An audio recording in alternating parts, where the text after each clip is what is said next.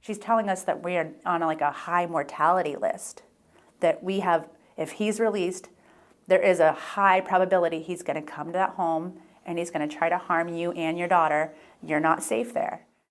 Last week, we brought you the story of a mother forced into hiding when her abuser got out of jail. And now 8 Investigates is taking a closer look at why some domestic violence survivors say their protection from abuse orders aren't keeping them safe.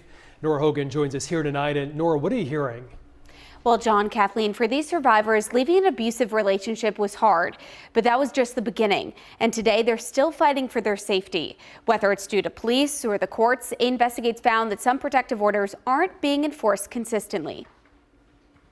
Maine offers protection from abuse orders, also known as PFAs, to help keep survivors safe. Victims can file a complaint against someone who threatened them, stalked them, physically hurt them, or sexually assaulted them. And if a judge signs off, their abuser will be court-ordered to stay away. You know, I shouldn't have a restraining order, and I'm going to do my laundry with my little girl, and he's right there.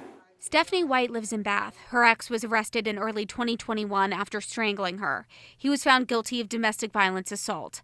When he was released from jail, she got a PFA, but in August, he showed up at the communal laundry room right behind her house.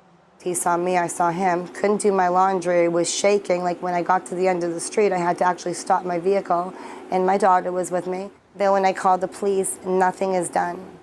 She says Bath police told her they couldn't press charges if he had a reasonable cause for being there. So White told the property manager what happened, who then called police herself to report him for trespassing. Police records show that he was served a notice for trespassing, not for violating a PFA.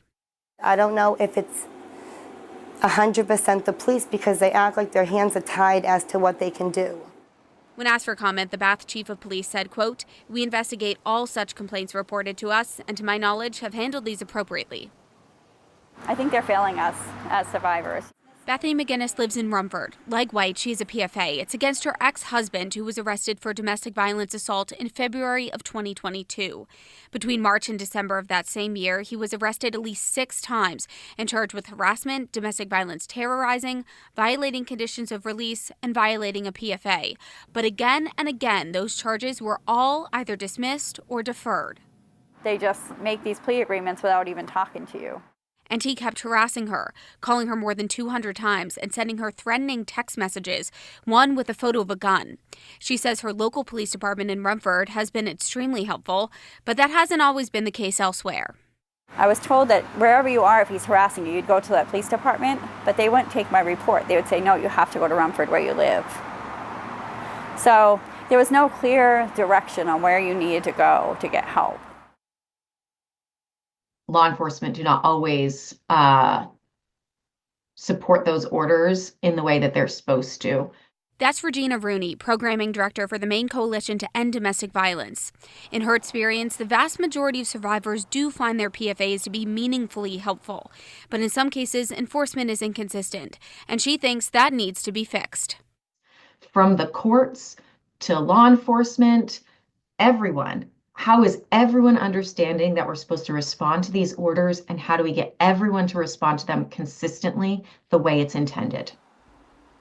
If you're looking for help or trying to decide whether or not to pursue a PFA, Rooney recommends reaching out to your local domestic violence support center.